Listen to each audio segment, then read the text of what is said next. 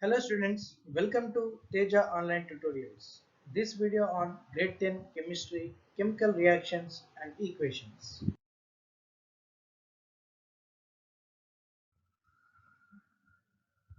Now, what is a chemical reaction? Let us take an example.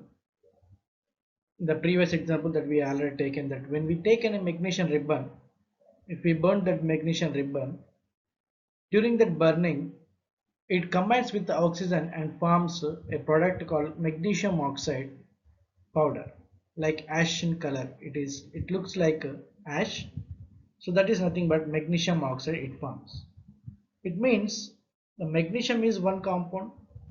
When it combines with oxygen, these two molecules, this magnesium and oxygen, when these two are combined and they both get react each other and forms a new product that is called magnesium oxide with different properties.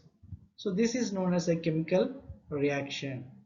Two or more substances react with each other to form a new substance with different properties. So in that previous example that we are taking, that magnesium, when it combines with oxygen, it forms a new compound, that is magnesium oxide with different properties. During a chemical reaction, we will observe some other changes also in it. For example, change in state. If we observe the change in state during a reaction, then we can say that a chemical reaction has been taken place in that.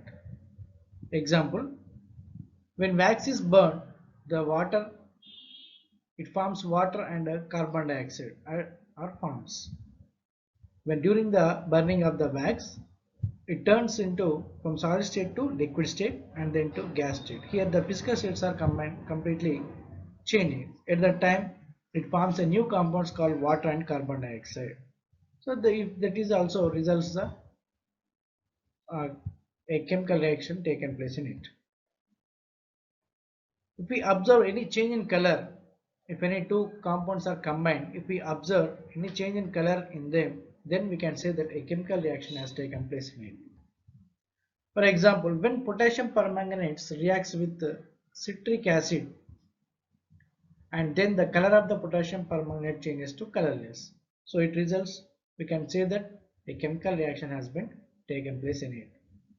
And if we observe any change in temperature in it, when two substances are combined, if we observe any changes in it after the reaction, any change in temperature after the reaction, we can say that a chemical reaction has taken place in it.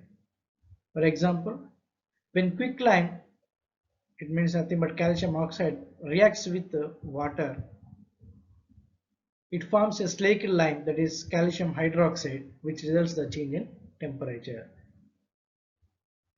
So when calcium oxide combines with water, it forms calcium hydroxide. So here after the formation of the calcium hydroxide, some amount of heat is liberated in it.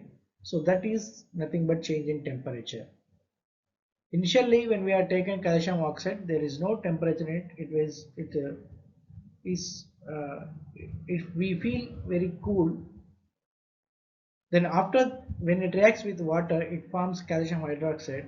We will feel somewhat heat in it, so that the temperature, there is a change in temperature that is observed in the reaction, which results a chemical reaction has taken place in it. Next, evolution of gas. If any evolution of gas is observed when two or more substances are combined in it, then it is also results a chemical reaction has taken place in it. For example, when zinc reacts with dilute sulfuric acid, it forms zinc sulfate, which results the evolution of hydrogen gas. Also observe the equation. Zinc, when it combines with dilute H2SO4, that is sulfuric acid, the zinc displaces with the hydrogen and forms the zinc sulfate, and here this hydrogen liberated out in the form of a gas. Here the upper arrow mark indicates that it is liberating the out the gas. So